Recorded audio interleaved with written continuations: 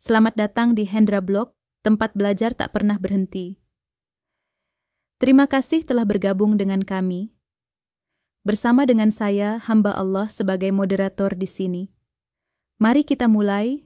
Terjemah Daqaiqul Akhbar bab 15. Keluarnya ruh dari badan. Di dalam hadits diceritakan, ketika seorang hamba dalam keadaan naza, maka lisannya ditahan, tertutup, dan masuklah 4 malaikat kepadanya. Malaikat itu mengucapkan, "Semoga keselamatan tetap tercurahkan kepadamu. Aku ini adalah malaikat yang diserahi, mengurus rizkimu. Aku telah mencarinya di bumi timur dan barat, maka aku tidak menemukan rizkimu satu suapan pun." Menjelang saat kematian, kemudian masuklah malaikat yang kedua. Malaikat itu mengucapkan, "Semoga keselamatan tetap tercurahkan kepadamu. Aku ini adalah malaikat yang diserahi, mengurus minumanmu dari air dan lainnya. Aku telah mencarinya di bumi timur dan barat, maka aku tidak menemukanmu buatmu minuman dari air." Telah dekat saat kematian, kemudian masuklah malaikat yang ketiga. Malaikat itu mengucapkan, "Semoga keselamatan tetap tercurahkan kepadamu. Aku ini adalah malaikat yang diserahi, mengurus nafasmu. Aku telah mencari di bumi timur dan barat, maka aku tidak menemukan satu nafas dari nafasmu." Kemudian masuklah malaikat yang keempat. Malaikat itu mengucapkan, "Semoga keselamatan tetap tercurahkan kepadamu. Aku ini adalah malaikat yang diserahi, mengurus ajalmu. Aku telah mencari di bumi timur dan barat, maka aku tidak menemukan buatmu masa 1 jam. Kemudian masuklah malaikat kiraman katibin, malaikat yang mencatat amal perbuatan manusia dari sisi kanan dan dari sisi kiri, maka berkatalah malaikat yang ada di sisi kanan, "Semoga keselamatan tetap tercurahkan kepadamu. Aku ini adalah malaikat yang diserahi, menulisi dengan kebaikan-kebaikanmu." Lalu malaikat itu mengeluarkan buku yang putih, kemudian memperlihatkan buku catatannya kepada hamba ini, seraya berkata, "Lihatlah amal perbuatanmu." Ketika hamba ini melihat catatan amalnya, ia nampak gembira dan senang hatinya. Dan berkatalah malaikat yang ada di sisi kirinya, "Semoga keselamatan tetap tercurahkan kepadamu. Aku adalah malaikat yang diserahi, menulisi atas keburukan-keburukanmu." Lalu malaikat itu mengeluarkan buku yang hitam, kemudian memperlihatkan buku catatannya kepada hamba ini, seraya berkata, "Lihatlah catatan amalmu itu." Maka mengalirlah keringatnya. Kemudian hamba ini melihat ke kanan dan kiri, karena rasa takut membaca buku catatan amalnya, maka malaikat itu memegang buku tersebut, lalu dilemparkannya di atas bantal, kemudian malaikat tadi berpaling, terus pergi. Maka masuklah malaikat maut. Dari arah kanannya hamba ini ada malaikat rahmat, dan dari arah kiri hamba ini ada malaikat adzab. Dan di antara manusia itu ada yang ditarik ruhnya dengan penarik. Di antara manusia ada juga yang dicabut ruhnya dengan pencabut. Dan di antara manusia ada yang diluluskan ruhnya dengan penghulus yang kuat. Ketika ruh itu sampai di tenggorokan, baru malaikat maut mengambilnya. Kalau orang itu dari golongan ahli yang beruntung, bahagia, maka memanggillah malaikat rahmat. Dan kalau orang itu termasuk dari golongan ahli celaka, maka memanggillah malaikat adzab. Lalu malaikat itu mengambil nyawa, ruh, dan membawanya naik ke hadirat Tuhan semesta alam. Jika orang itu termasuk golongan dari ahli yang beruntung, bahagia, maka Allah berfirman, "Kembalikan ruh itu ke badannya, sehingga ruh itu melihat apa yang terjadi pada jasadnya." Kemudian malaikat itu turun bersama-sama ruh, nyawa. Kemudian para malaikat meletakkan ruh itu di tengah rumah. Akhirnya ruh itu melihat pada orang yang susah atas kematiannya dan orang yang tidak merasa susah atas kematiannya, akan tetapi ruh itu tidak mampu berbicara. Ketika jenazah itu dibawa menuju kuburnya, maka Allah memerintahkan agar ruh itu kembali kepada jasadnya sebagaimana halnya waktu di dunia. Ada beberapa pendapat tentang riwayat ini. Sebagian ulama berkata, ruh itu dikembalikan di dalam jasadnya, sebagaimana yang ada waktu di dunianya. Kemudian ia duduk dan ditanya. Sebagian ulama berkata, adanya pertanyaan itu kepada ruh, tidak kepada jasadnya. Sebagian ulama yang lain berkata, ruh itu masuk ke dalam jasadnya sampai ke dadanya. Ulama yang lain berkata, adanya ruh itu berada antara jasad dan kain kafannya. Dalam setiap pendapat itu, ada keterangan dari beberapa atasar, pendapat perkataan sahabat, dan hadits syahih menurut ahli ilmu agar seorang hamba mengakui adanya siksa kubur dan tidak tersibukkan oleh bagaimana keadaan mayit itu. Awal yang menyebabkan selamat dari siksa kubur Abu al-Laits berkata, barang siapa yang menghendaki agar selamat dari siksa kubur, maka wajib baginya agar menetapkan 4 perkara dan menjauhi 4 perkara. Adapun 4 perkara yang harus ditetapi itu, antara lain, memelihara salat, sedekah, membaca Al-Quran dan membaca tasbih, sesungguhnya perkara ini bisa menerangi kubur dan melapangkan kubur. Adapun 4 perkara yang harus dijauhi antara lain, berdusta, berkhianat, mengadu domba, dan kencing di badan. Nabi sallallahu alaihi wasallam telah bersabda, sucikanlah air kencing itu, maka sesungguhnya kebanyakan siksa kubur akibat dari air kencing. Kemudian turunlah 2 malaikat yang kasar, yang bisa merobekkan bumi dengan kukunya. Kedua malaikat itu adalah Mungkar dan Nakir. Lalu keduanya duduk, seraya bertanya kepada mayit, siapa Tuhanmu? Sampai akhir pertanyaan.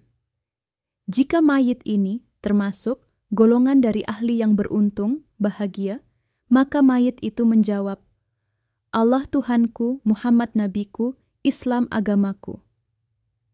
Kedua malaikat itu akan berkata kepada mayit, tidurlah kamu sebagaimana tidurnya pengantin baru. Kemudian kedua malaikat itu membuka lubang untuk mayit di dekat kepalanya, hingga mayit itu bisa melihat melalui dari lubang tersebut, itu kepada rumah dan tempatnya di dalam surga. Akhirnya kedua malaikat itu kembali bersama ruh ke langit dan menjadikan ruh tersebut berada di dalam lampu gantung yang digantungkan di Arasy. Tanda-tanda hamba yang beruntung dan yang tidak beruntung. Diriwayatkan dari Abu Hurairah radhiyallahu anhu, ia berkata, Nabi sallallahu alaihi wasallam bersabda bahwa Allah Ta'ala berfirman, aku tidak mengeluarkan seorang hamba dari hamba-hambaku, di mana menghendaki memaafkan kepadanya, kecuali aku akan mengurangi sesuatu dari amalnya, dengan jalan memberikan penyakit di badannya, atau dengan memberikan kesulitan dalam penghidupannya, atau dengan memberikan sesuatu yang bisa menimpa kesedihan hati. Jika masih tetap atas diri hamba itu berbuat sesuatu yang buruk, maka aku akan memberatkan dirinya ketika mati, sehingga hamba itu bertemu aku. Jika tidak ada keburukan atas diri hamba, maka demi kemuliaanku dan demi keagunganku, aku tidak mengeluarkan seorang hamba dari hamba-hambaku, dan aku menghendaki mengampuni dirinya, kecuali aku akan menepati janji kepadanya pada setiap kebaikan amalnya baik, serta memberikan kesehatan di tubuhnya, dan memberikannya kegembiraan termasuk kelapangan di dalam rizkinya. Dan kalau masih tetap melakukan kebaikan, maka aku akan memudahkan dirinya ketika mati sehingga hamba itu bertemu aku. Abu Aswad berkata, kami berada di dekat Aisyah radhiyallahu anhu ketika khimah itu runtuh menimpa manusia, maka mereka tertawa, lalu berkatalah Aisyah radhiyallahu anhu, aku mendengar Rasulullah sallallahu alaihi wasallam bersabda, tidak ada dari orang mukmin yang tertusuk duri kecuali diangkat kebaikan baginya dan dilebur keburukan darinya. Dalam sebuah riwayat disebutkan, tidak ada kebaikan di badan yang tidak tertimpa penyakit, dan tidak ada kebaikan dalam harta yang tidak tertimpa cobaan. Keadaan orang mukmin ketika akan meninggal. Di dalam hadits diceritakan, sesungguhnya orang mukmin ketika akan meninggal dunia dan menghadap ke akhirat, Maka dia didatangi beberapa malaikat dari langit yang putih wajahnya, seakan-akan wajah para malaikat itu bagaikan matahari, dan malaikat itu membawa kain kafan dari kain kafannya surga, dan membawa kayu cendana dari kayu cendananya surga. Lalu para malaikat duduk di dekat hamba sejauh penglihatan, kemudian datanglah malaikat maut, dan duduk di dekat kepalanya seraya berkata, "Hai jiwa yang tenang, kembalilah kepada Tuhanmu dengan hati yang puas lagi diridainya." Al-Quran Al-Fajr 27-28. Nabi SAW bersabda, "Maka ruh itu keluar dan mengalir dari badannya, sebagaimana mengalirnya setetes air dari minuman, lalu para malaikat mengambil ruh dan meletakkan di atas sesuatu yang ada di hadapannya. Kemudian dimasukkan ke dalam kain kafan itu, maka keluarlah dari kain kafan itu bau seperti bau minyak misik." Nabi SAW bersabda, "Para malaikat tidak membawa naik yang melewati atas malaikat yang lain, kecuali mereka sama bertanya, 'Apa bau harum ini?' Malaikat itu menjawab, 'Ini adalah bau ruhnya Fulan.' Kemudian malaikat itu menyebutkan kebaikan namanya Fulan, sebagaimana Fulan itu dipanggil dengan ruhnya di dunia.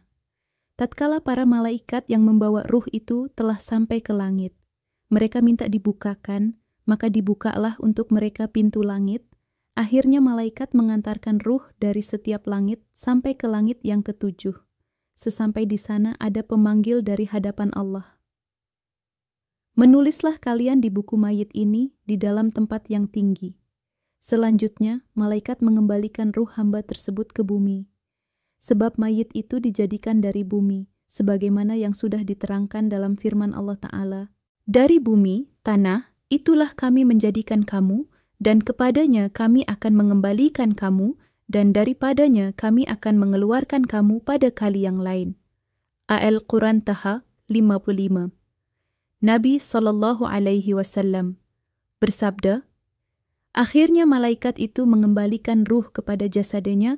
Lalu datanglah kepada mayit tersebut dua malaikat yang sangat menakutkan. Kedua malaikat ini mendudukkan mayit itu seraya bertanya kepada mayit, "Siapa Tuhanmu?" sampai akhir pertanyaan. Kemudian kedua malaikat itu bertanya kepada mayit, "Apa yang kamu katakan kepada lelaki ini yang diutus kepadamu, yakni Nabi Muhammad SAW?" Maka mayit itu berkata, "Dia adalah utusan Allah di mana Allah telah menurunkan Al-Quran kepadanya, juga aku beriman dengannya dan aku membenarkannya." Lalu ada pemanggil dari langit, "Benar hambaku ini, maka gelarlah untuknya tikar dari surga, dan pakaikanlah dengan pakaian dari surga, dan bukalah untuknya pintu dari surga."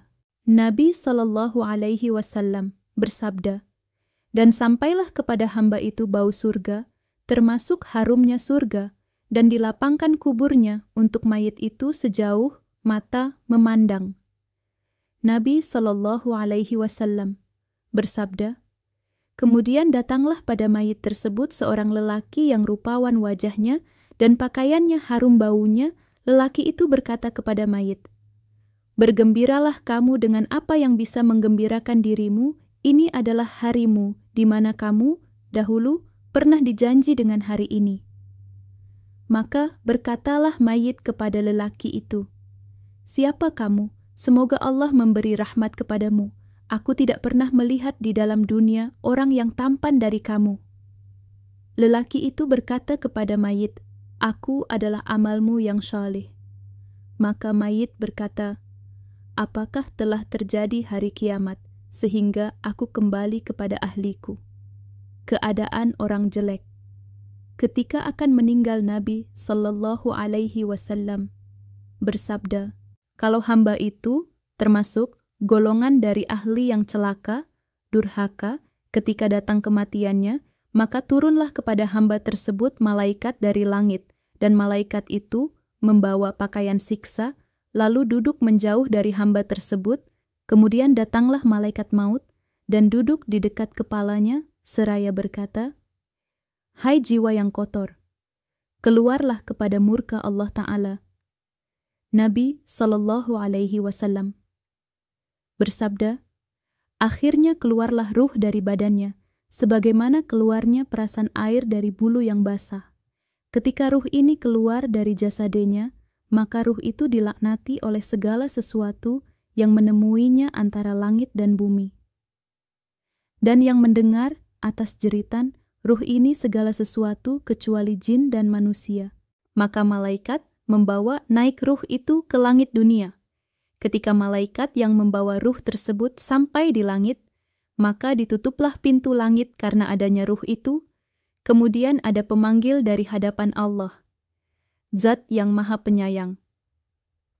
Kembalikan ruh itu kepada tempat tidurnya.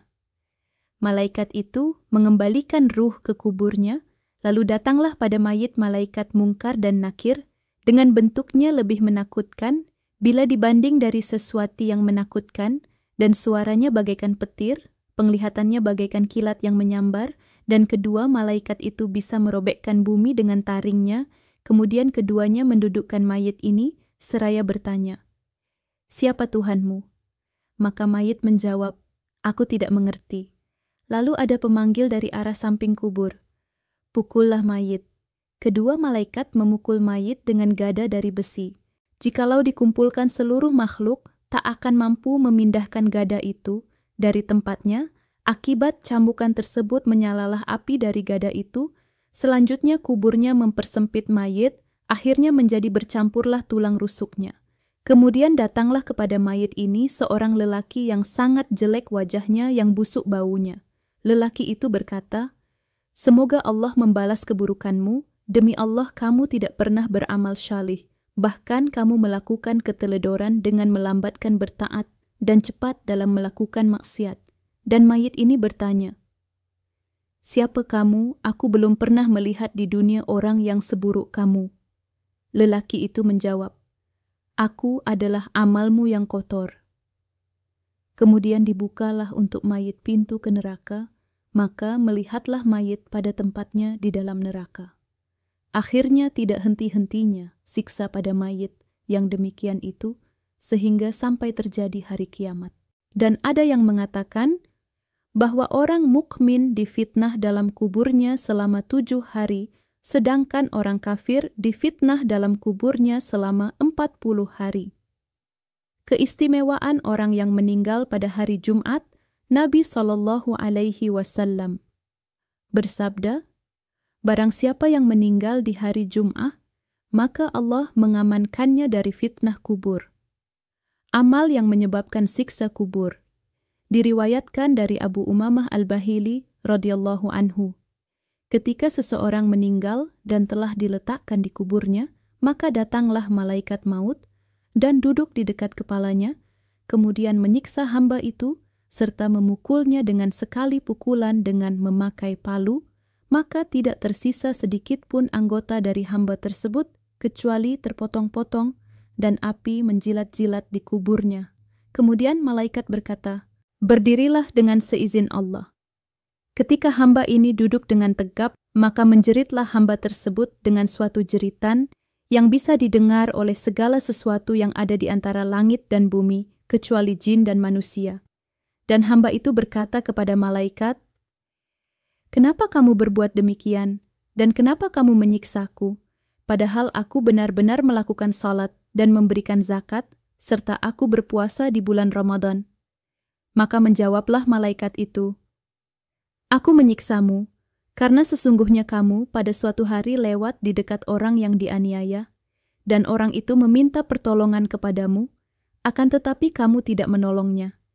Dan pada suatu hari kamu salat, di mana kamu tidak mensucikan air kencingmu." Maka menjadi jelaslah dengan hadits ini, sesungguhnya menolong orang yang dianiaya itu adalah wajib, sebagaimana yang diriwayatkan dari Nabi Sallallahu Alaihi Wasallam. Barang siapa yang melihat orang yang dianiaya, lalu orang itu minta tolong dengannya, dan ia tidak menolongnya, maka orang ini akan dipukul dalam kuburnya dengan 100 cambukan dari neraka. Diriwayatkan dari Nabi Sallallahu Alaihi Wasallam, Ada 4 golongan di mana Allah mendatangkan mereka besok pada hari kiamat di atas mimbar dari nur, dan Allah memasukkan mereka di dalam rahmat-Nya. Lalu ditanyakan, siapa mereka itu ya Rasulullah? Maka Nabi SAW menjawab, yaitu orang yang mengenyangkan orang yang lapar, atau mempersiapkan kepada orang yang perang di jalan Allah, atau membantu orang yang lemah, serta menolong orang yang dianiaya. Dan diriwayatkan dari Anas bin Malik radhiyallahu anhu, ia berkata, Nabi SAW bersabda, ketika mayit diletakkan di kubur, kemudian kuburnya itu diuruk dengan tanah, maka berkata ahlinya dan anak-anaknya, aduh Tuan, aduh orang yang mulia. Malaikat yang diserahi, ngurus mayit, berkata, ya, aku mendengar. Malaikat itu berkata lagi, kamu adalah termasuk orang yang mulia. Hamba tersebut berkata, mereka berkata demikian, semoga mereka bisa berdiam. Selanjutnya, kubur itu menggencet mayit tersebut, akhirnya bercampurlah seluruh tulang rusuknya, kemudian mayit itu meratapi dirinya di dalam kubur. Aduh tulang-tulangku, aduh bunanya tempatku, aduh sengsaranya aku, aduh kerasnya pertanyaan mungkar dan nakir. Hal demikian berlangsung terus hingga malam Jumat pertama bulan Rajab dari tahun kematiannya. Oleh karena itu, Allah Ta'ala berfirman, kamu saksikan, hai malaikatku, sesungguhnya aku mengampuni keburukan-keburukannya dan aku melebur kesalahannya dikala hidupnya pada malam ini.